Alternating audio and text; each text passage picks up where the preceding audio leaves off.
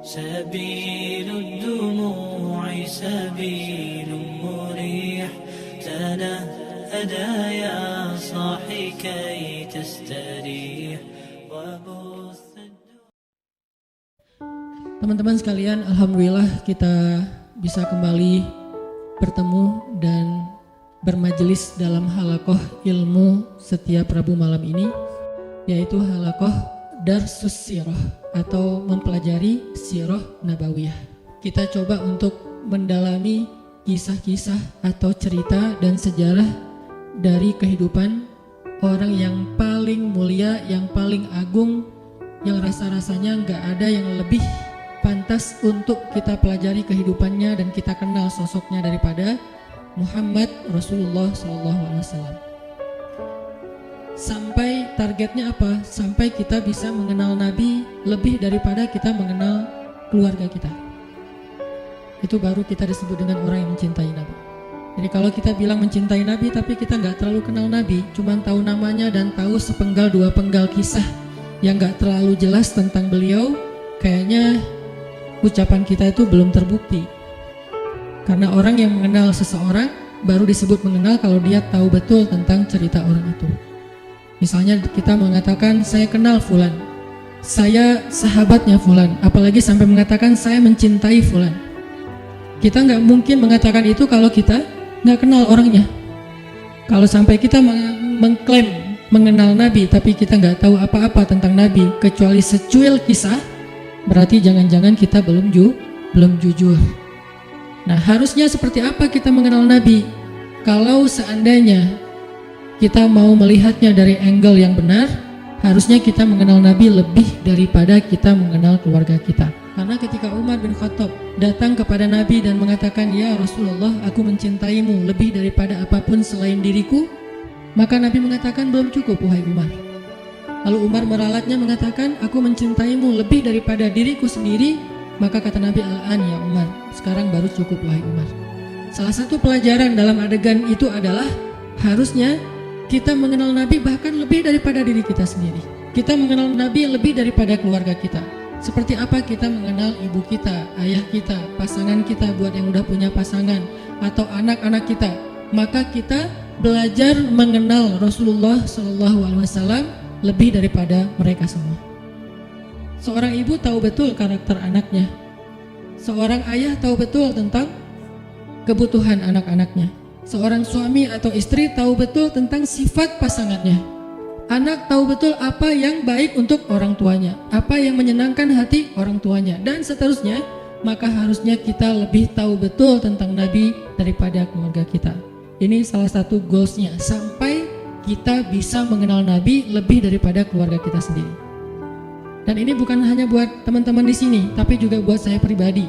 Sambil saya menyampaikan, karena ini bukan dari saya hanya menerjemahkan bacaan dan wawasan yang saya dapatkan, baik ketika dulu masih belajar di Al-Azhar maupun sampai sekarang karena jadi murid itu seumur hidup terus belajar, ke dalam bahasa yang mungkin mudah-mudahan bisa lebih mudah kita pahami tentang sirah Nabi. Sehingga kita sama-sama nanti satu saat makin lama makin kenal dengan Nabi, makin tahu tentang Nabi, sampai bukan hanya yang zahirnya. Karena seperti yang saya pernah sampaikan, sunnah Nabi itu ada 3. Hanya dari 3 ini mungkin 2 sering dibahas, tapi yang ketiganya jarang dibahas. Ada sunnah surah, penampilan Nabi. Sebagian dari penampilan Nabi hukumnya wajib diikuti, sebagian yang lain hukumnya sunnah diikuti. Artinya penampilan Nabi itu banyak dibahas tentang jenggotnya, tentang sorbannya, tentang jubahnya, tentang sendalnya, dan seterusnya. Kemudian yang kedua, sirah, perbuatan Nabi. Kehidupan Nabi secara zahir. Cara tidur Nabi, cara berdiri Nabi, cara jalan Nabi, sikap Nabi, marah Nabi, dan seterusnya. Sirah, aktivitas Nabi, termasuk jihadnya Nabi, dakwahnya Nabi, kehidupan pribadi beliau, kehidupan keluarganya, kehidupan masjidnya, kehidupan tetangganya, kehidupan masyarakatnya, dan seterusnya. Sirah, itu banyak dibahas, dan sekarang pun kita sedang membahas itu. Tapi ada satu hal yang jarang dibahas, sarirahnya Nabi. Jadi ada surah, ada sirah, ada sarirah. Perasaan Nabi, apa yang membuat Nabi bahagia, apa yang membuat Nabi sedih, apa yang membuat Nabi berkenan, apa yang membuat Nabi nggak suka, apa yang membuat Nabi sakit hati, apa yang membuat Nabi berkesan di dalam hatinya, gimana Nabi memaafkan kesalahan orang lain, apa yang membuat Nabi malu, apa yang membuat Nabi marah. Semua itu masuk dalam kategori sarirah. Gimana Nabi orangnya sangat menjaga perasaan, sehingga paling gak suka menyinggung orang lain atau memberatkan orang lain, membebankan orang lain. Itu namanya sarirah. Kita sampai kalau bisa mengenal sarirahnya Nabi, bukan hanya surah dan siyar, tapi sampai sarirah. Karena kalau kita gak belajar sarirah Nabi, kita hanya belajar kulitnya, yaitu yang tampak saja. Jangan-jangan semakin kita mengetahui sunnah Nabi, semakin kita jadi bikin orang gak nyaman, semakin galak, semakin eksklusif. Bahkan jangan-jangan gak sengaja kita semakin merasa paling benar. Padahal Nabi SAW sendiri dengan sarirah beliau adalah orang yang paling menyenangkan.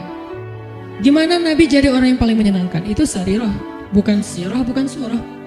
Nabi menyenangkan bukan hanya karena beliau ganteng, itu udah pastilah. Tapi banyak orang ganteng tapi nyebelin ya. Ada orang ya hanya kencang di belakang. Ada cewek makin cantik makin bikin kita kayak gak nyaman gitu. Kenapa gak nyaman? Karena mungkin kecantikan dia itu jadi fitnah, kecantikan itu bikin dia jadi jutek atau apa. Ada orang secara fisiknya hampir bisa dibilang sempurna, dia fisiknya keren, tapi karena sarirahnya, mentalnya, perasaannya itu nggak humble sama orang lain, akhirnya kita juga nggak nyaman bareng dia. Makanya ada orang memilih pasangan, walaupun yang tampak duluan itu fisik, tetapi kadang-kadang ada orang yang kayaknya pasangannya biasa banget, tapi dia kayak happy banget sama orang itu. Kenapa? Karena cocok secara karakter. Nah artinya mungkin kita wawasan tentang Nabi itu bagus, surahnya kita mencontohkan Nabi itu hampir sempurna, karena gak ada yang sesempurna Nabi pastinya. Cuman kok gak bisa bikin orang nyaman? Jangan-jangan kita tahu banget surah, belajar banyak sirah, tapi hampir kurang aware tentang sarirahnya Nabi, perasaan Nabi. Ada hadis, ketika Nabi menyampaikan hadis itu nyaman didengar. Ketika kita yang ngomongin hadis yang sama, kok jadi bikin orang gak suka, jadi bikin orang sedih gitu. Jangan-jangan bukan teks hadisnya. Hadisnya sahih, bahkan mutawatir, Bukhari, Muslim. Tapi hadis yang sahih itu ketika Nabi yang menyampaikan, orang nyaman. Ketika kita yang menyampaikan, orang malah sedih. Berarti ada sarirah yang kelewat, yang miss, yang kita nggak mempackaging, membungkus teks tadi ketika kita menyampaikan kepada orang lain. Nah kita pengen belajar kehidupan Nabi itu bukan hanya yang tampak, tetapi kita pengen mendalami dari sisi-sisi sarirahnya. Nanti yang akan teman-teman dengarkan dari kajian sirah ini, mungkin hal-hal yang teman-teman udah pernah dengar dari yang lain. Karena kajian sirah itu banyak ustadz-ustadz yang menyampaikan. Apalagi kalau teman-teman ngerti bahasa Arab, buka di YouTube pakai dicarinya pakai bahasa Arab, itu akan lebih dahsyat lagi. Cuman kenapa kok tetap perlu mendengar? Mungkin kalau pelajarannya sama, refresh, recharging iman. Kalau enggak, maka pasti ada angle yang berbeda. Objeknya sama, kejadiannya sama, peristiwanya sama, tapi ibrahnya berbeda. Kenapa ibrahnya berbeda? Karena interpretasi dan sudut pandang berbeda. Kok bisa kayak gitu? Karena semua tentang Nabi itu adalah mutiara. Dilihat dari mana aja bercahaya. Ada yang cahayanya dari sebelah sini. Wah, saya lihat dari sini ada ibrah, pelajaran penting, petunjuk hidup. Kata yang lain, dari sebelah sini juga ada petunjuk, banyak. Jadi nggak bisa kita hanya menyimpulkan kehidupan Nabi dari satu sudut pandang, saking sempurnanya kehidupan beliau. Nggak ada syubhatnya. Kalau ada yang nggak kita ngerti, bukan syubhat. Syubhat itu apa? Hal-hal yang meragukan, yang nggak penting, yang sia-sia itu nggak ada dalam kehidupan beliau. Dari sejak beliau dalam kandungan, bukan hanya dari sejak dapat wahyu, dari sejak dalam kandungan itu udah jadi ibrah, pelajaran yang luar biasa tentang sosok beliau. Makanya saya pikir udah waktunya kita untuk nambah menu dalam kajian Rabu malam kita yang udah berjalan lebih dari 5 tahun. Sebetulnya kajian Rabu malam ini udah berjalan lebih dari 10 tahun teman-teman. Karena sebelum ada Pemuda Hijrah, Rabu malam udah ada kajian saya di Masjid Al-Latif. Cuman dulu kajiannya yang hadir paling 15 orang, 20 orang. Kalau Persib lagi main libur ya. Alhamdulillah kemudian dengan adanya Pemuda Hijrah kita kerja dakwah bareng-bareng jadi rame, kemudian jadi berkembang. Artinya dulu tuh kajian kita tuh udah sempat masuk ke level apa, kemudian kita coba lightkan lagi supaya semua orang bisa nyaman dengan bahasa-bahasa taklim. Dulu udah agak bold tuh, makanya saya bilang dulu kajian kita tuh membahas tentang rijal, para tokoh-tokoh kesatria Islam. Saya pernah bahas Ikrimah anaknya Abu Jahal, seberapa kerennya Ikrimah. Saya bahas juga tentang kisahnya Imam Hasan Al-Basri, Ibnul Musayyib, Umar bin Abdul Aziz, sampai yang terakhir sebelum datangnya pemuda hijrah kita membahas Nuruddin Zinki. Dulu tuh udah sampai ke pembahasan rijal, tokoh-tokoh Islam. Tapi karena kebutuhan dakwah dengan segmen yang lebih luas, kita pakai menu yang lebih light lagi. Sekarang cengeknya dikurangin, ya, jadi light, jadi semua orang bisa makan, anak kecil juga bisa makan nasi gorengnya. Tapi itu udah berjalan 5 tahun. Sekarang saatnya pakai tambahan cengek, lebih lada dikit. Supaya apa? Supaya lebih nikmat, supaya lebih kerasa.